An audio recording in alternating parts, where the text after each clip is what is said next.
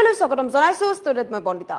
কৃত্ৰিম বানৰ কবলত এইবাৰ জুৰিয়া চৌদিশে হাহাকাৰ অৱস্থাৰ সৃষ্টি হোৱা দেখিবলৈ পোৱা গৈছে বানৰ কবলত পৰিছে কেইবাখনো গাঁও হাজাৰ হাজাৰ বিঘা কৃষিভূমি এতিয়া চৌদিশে হাহাকাৰ অৱস্থাৰ সৃষ্টি হোৱা দেখিবলৈ পোৱা গৈছে লৈছে এই মুহূৰ্তত সবিস্তাৰে এই খবৰ এইবাৰ কৃত্ৰিম বানৰ কবলত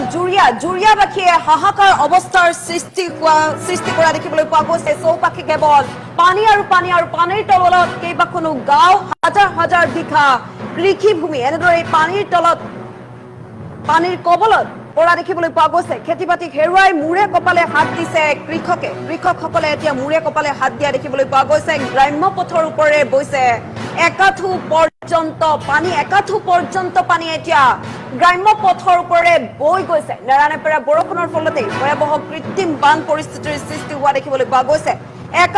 একাংশ অসাধু লোকৰ বিৰুদ্ধে কালভাৰ্ট নলা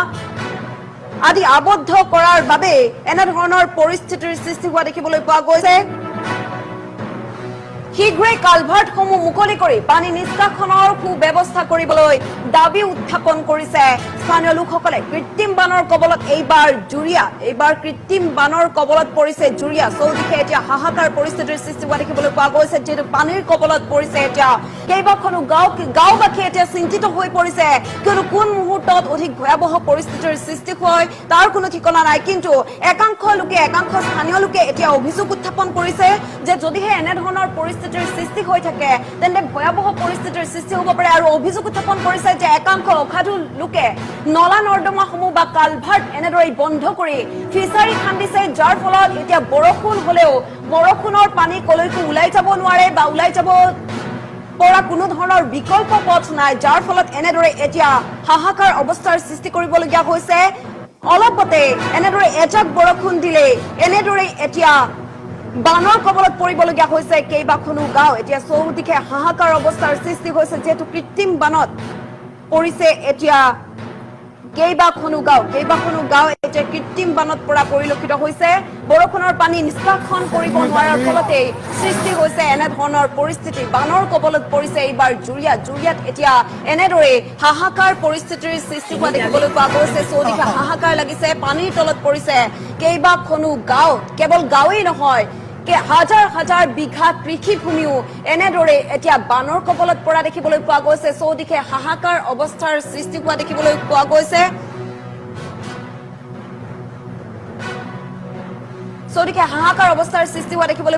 যিহেতু এনেদৰে এতিয়া একাংশ লোকে জীয়াতু ভুগিবলগীয়া হৈছে এনেদৰে ৰাস্তা ঘাট বিচাৰি হাবাথুৰি খাবলগীয়া হৈছে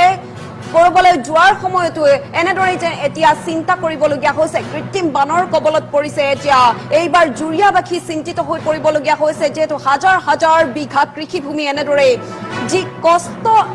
নিজৰ কপালৰ ঘাম মাটিত পেলাই কষ্টৰে খেতি বাতি কৰিছিল সেই খেতিসমূহ এতিয়া বানৰ কবলত পৰিছে বহু ঘৰ কেইবাখনো গাঁও এনেদৰে এতিয়া বানৰ কবলত পৰিছে ঘৰৰ ভিতৰ পৰ্যন্ত পানী হোৱা দেখিবলৈ পোৱা গৈছে চৌদিশে এতিয়া কেৱল পানী আৰু পানীময় পৰিৱেশৰ সৃষ্টি হোৱা দেখিবলৈ পোৱা গৈছে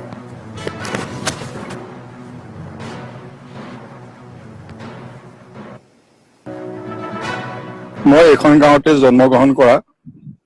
মই যি দেখিছো প্ৰবল বৰষুণৰ ফলত বানপানী সৃষ্টি মই এখন গাঁৱতে জন্মগ্ৰহণ কৰা মই যি দেখিছো প্ৰবল বৰষুণৰ ফলত বানপানী সৃষ্টি হৈছে কিন্তু এই বানপানী যে সৃষ্টি হৈছে মূল কোনো উৎস নাই উৎসৰ পৰা যে ধৰক ব্ৰহ্মপুত্ৰৰ পৰা আহিছে ৰৌমাৰীৰ পৰা আহিছে জুৰিয়া বিলৰ পৰা আহিছে তেনেকুৱা নহয় ইয়াত কি বামুণ গাঁৱৰ পথাৰখন আমাৰ মৰণ গাঁৱৰ পথাৰখন তিলীয়া গাঁও আৰু মৰণ গাঁৱৰ পথাৰখন যি শালি ধান ৰুইছিলে চব শেষ মেইন পানীখিনি বন্ধ কৰি ৰাখিছে কিছুমান ফিচাৰী দি পথাৰৰ মাজত কিছুমান ফিচাৰী দিছে কিছুমানে ৰাস্তা কাষত ঘৰ বনাইছে পানী যাবলৈ কোনো ৰাস্তা নাই পানী যোৱা ৰাস্তাটো বন্ধ কৰি ৰাখিছে